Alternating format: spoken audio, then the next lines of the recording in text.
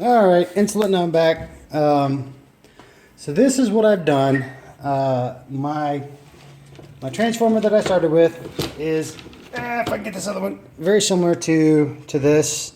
This is for the Flowing EL, and just because this is a 3-strand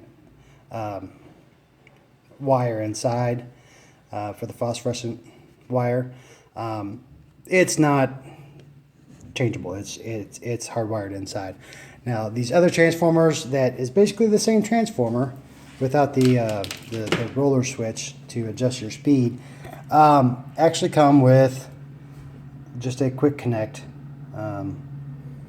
Nothing special. And a lot of the EL comes with, at least from where I got it from, the EL comes with the matching female. And all I did was, there's a screw right there that was there, is not there anymore. Take that apart. There'll be a little circuit board in there, and I just pop that out, hot glued in, and this is what we get. You can see there's a switch, random wires floating around. That's a ground. I did tape off some crazy things that so we don't kill anything. And I basically just plugged the hot red into our 5-volt off of a SATA line, and I pulled the black off that same SATA connector and tied it to the negative, and made sure that nothing would blow up, and it didn't. So here's the deal. We've got it tied into our trusty Corsair old as dirt PSU, which is why there's a octopus of wires up here. We'll kick that bad boy on if she'll start. There she goes.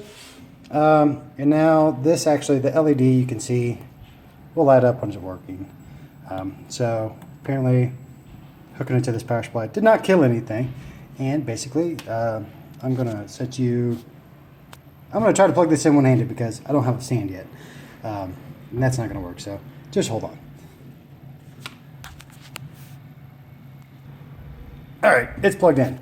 Amazing video tricks. And I've got it on the sheet EL, which actually, you know, I thought about it. I know Todd on the forums is doing that crazy Lynch King build, and he was talking about lighting behind a piece of plexiglass for a logo like his old wolf's head or something like that.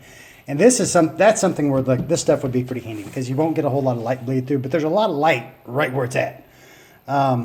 So as you can see, lots of different blinky things, but hooked up to the 3.3, the orange on the SATA line, it works just fine.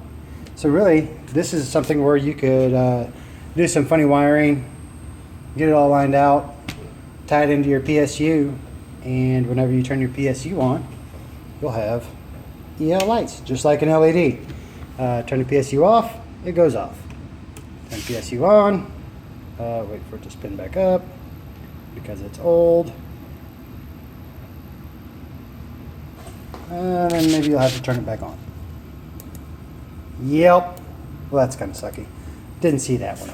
But maybe there's something where you can pull the switch off, and I'll have to look into that a little bit more. But for the most part, that's the main thing right there is just that you can power it through your PSU.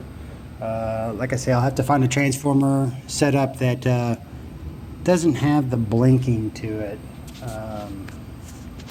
because apparently that's a switch that resets whenever the power goes off, so that's no fun.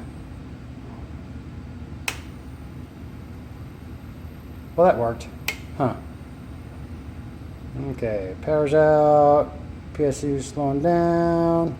Turn it back on. Nope. Yep, that switch is going to kill us. Which isn't so bad.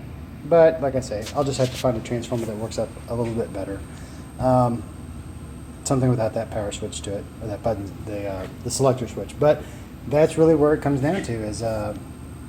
very simple to tie in. It's just as easy as tying LEDs in. You just have to have one extra step of tying the transformer in somewhere.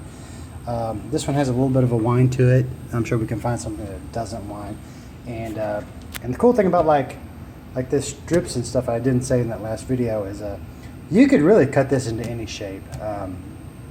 as long as your connector's down here, as long as you've got a solid connection through the whole thing, you could basically cut a spiral, anything, any sort of shape. As long as it's all connected, it's going to light up.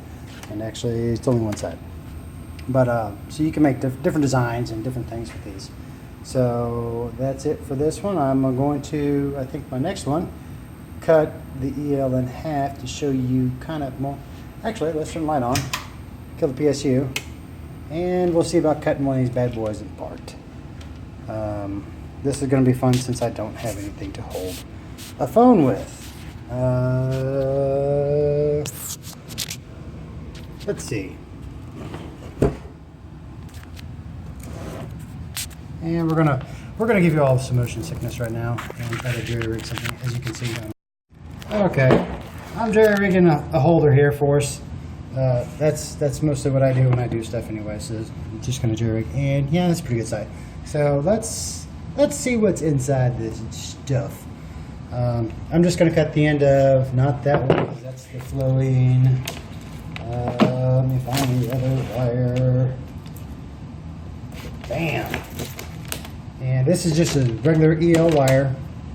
The flowing wire is kind of weird, just like I said. It's got 3 strands of the phosphorescent coated wire inside of it, so it would be a mess. The thing I have watched talked about possibly being able to take it and splice wires into it to kind of get your distance or to hide a spot or run it around your case somewhere else. But it sounds like it would be quite the chore to get it to look just right. So really on that'd be a point where some heat shrink or some electrical tape would probably be your best option. So we've cut the end of this one off. Let's grab some wire strippers and see what's in this bad boy. Let's go right about there. Holy jeez. Okay, so we've got it apart. I don't know if you can see. That's kind of hard to see on that, but this is there are 2 very, very small wires. Come on, focus. There we go. 2 very, very small wires. You can see right in front of my finger. And those are the, I think that would be the anode, cathode, I don't know. Somebody could correct me on that. And then your phosphorescent coated wire right there. And basically, what you can do is the kit that I bought actually came with the stuff to splice it, which is nothing but a little bit of heat shrink and some foam for, I have no idea why. That's probably not for that. And then this copper foil with a conductive adhesive on the back. Basically, you take a knife, and what you would do is kind of scrape this coating off, and you'll get down to the wire. God damn. There it is. Just have to be a better scraper than I am, I guess. And that's going to get us down to the wire. You would take a random wire. I don't have anything laying around. Solder a wire onto that. And then what they suggested, make sure you leave coatings and stuff in there so you're not shorting across that. But they bent, am I still on that? Yeah. They bent these 2 little short ones back, these small ones back. And what they did, before they bent them back, wrap a little bit of copper wire around there, or that foil. Oh, I got visitors. Without the backing on it, so the adhesive holds it. And swing these back over that and solder them to that copper wire. And that's going to give you your connection, and then you can come in with another piece of wire, solder it on with those. Heat shrink both sides so they don't short, and you would be able to run that wire, that 2-strand wire that you've connected just about anywhere you want, tie it back in to another piece where you did the same thing on the other end, which will give you a blackout spot to get to the other side of your case or whatnot.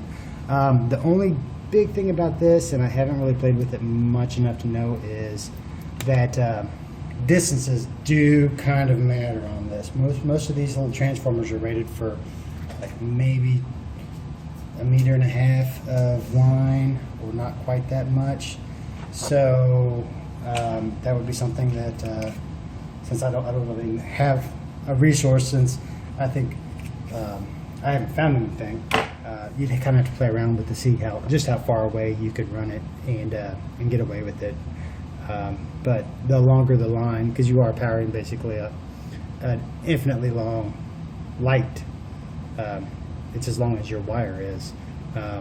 It's going to use more energy to excite more phosphor the further it goes. So the longer the line, the duller it goes. At some point in time, I plan on ripping this apart and trying this transformer on maybe the 5-volt from the power supply. Don't know if that'll blow anything up or not. Haven't really looked into it. But these things are cheap, and I'm not planning on blowing anything else up, and it's just a transformer, so I'll probably blow one up at some point in time, just to see what happens. But that may be an option too, is to see if there aren't higher output transformers for these, to let you get away with longer distances, or maybe even pick up the brightness on some of these. Because, you know, with the camera looking at these with the lights off, they look pretty bright. But I'm gonna pull a case out in the next video and just kind of string some of these in there, just to show you that honestly, I was kind of shocked and let down by this. They are not that bright. They're really bright for what you're looking at, but as far as throwing off light on anything else, that really doesn't occur. So let me stop you all, and I'll be right back after a bit with some EL stuffs in a case.